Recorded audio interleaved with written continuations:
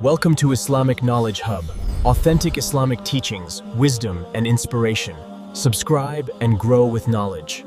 All right, welcome. Today, we're diving into a really profound text. It gets at a question that, let's be honest, we all grapple with. How do we find our way? We're going to unpack its core ideas and see how it builds this incredible framework for finding real clarity. That's the big human dilemma, right? We are just surrounded by noise, by a million different choices and opinions pulling us every which way. So where do you even start to find a direction that feels, true and steady? So the text we're digging into today is called Hidayat, which literally just means guidance. But don't let the simple name fool you. This isn't some quick list of tips. No, it lays out a whole system of thought to tackle that massive question.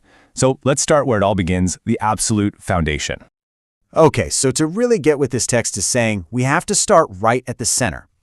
Everything else it talks about basically orbits around this one single core concept. So this central subject, the text calls it the ultimate reality. Now, it's important to think of this not so much as a person or a figure, but more like the one singular source of, everything. From our very existence to our ability to even make sense of it all. This concept is the anchor for the whole idea of guidance. And this quote just nails its role perfectly. The text is basically saying that this ultimate reality isn't just some abstract thing you think about. Nope, it's the fundamental driver behind every single thing we do. And that connection, right there, between what we believe on the inside and what we do on the outside, that is the absolute key. Okay, so how on earth do you even begin to wrap your head around a reality that's, all-encompassing? The text actually breaks it down into three distinct but totally interconnected aspects.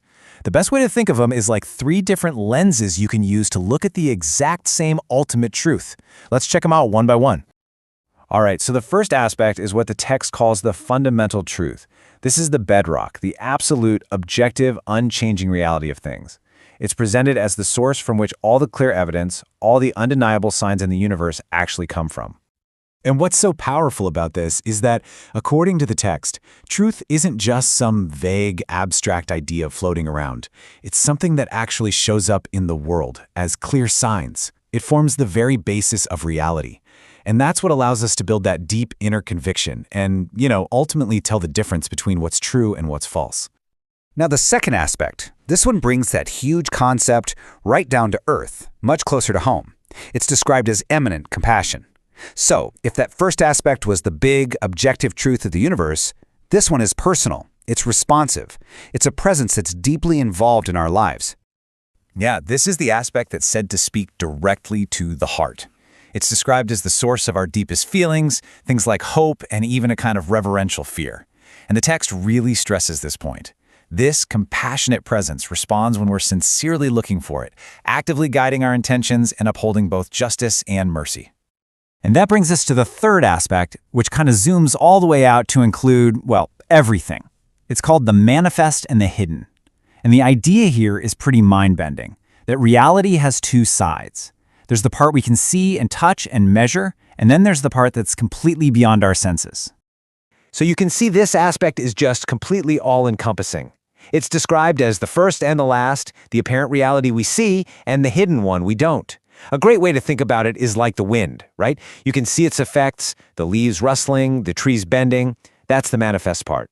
But you can't see the wind itself. That's the hidden part. This aspect represents the whole shebang, both sides. Okay, so we've got the core concept and we've got its three aspects. But the big question is, how does all this philosophy actually translate into a way of life? The text is super clear on this. This knowledge isn't just for sitting around and thinking about. It's a blueprint for action. So the practical path that Hidayat lays out is built on two main pillars. And they're described as being distinct from each other, but at the same time completely inseparable. You really can't have one without the other in any meaningful way. And here they are, side by side. So on one hand, you have the internal state. This is all about what's going on in your heart, your conviction, your certainty. It's the invisible foundation of your belief. And then on the other hand, you have external practice. This is how that belief actually shows up in the world, through your actions, your ethics, your conduct. Just like the slide says, one is the invisible root and the other is the visible fruit. You need both.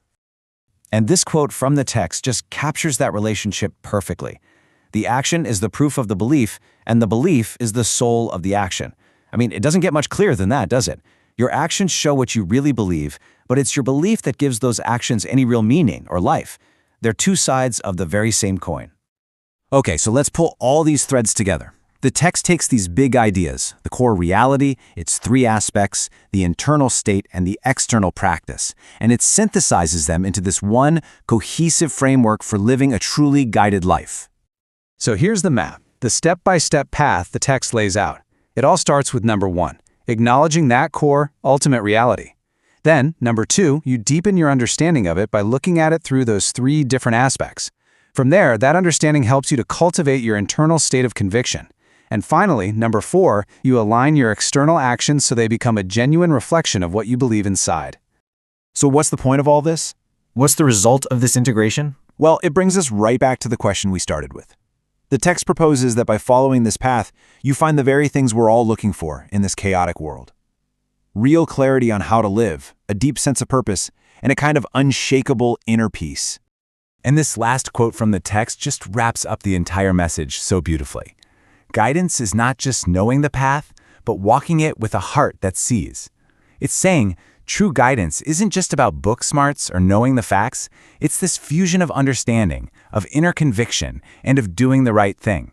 It's about actually walking the path, but with a heart that's fully awake and aligned with the truth it sees. So, we end up right back where we started, but hopefully with a whole new framework to think about.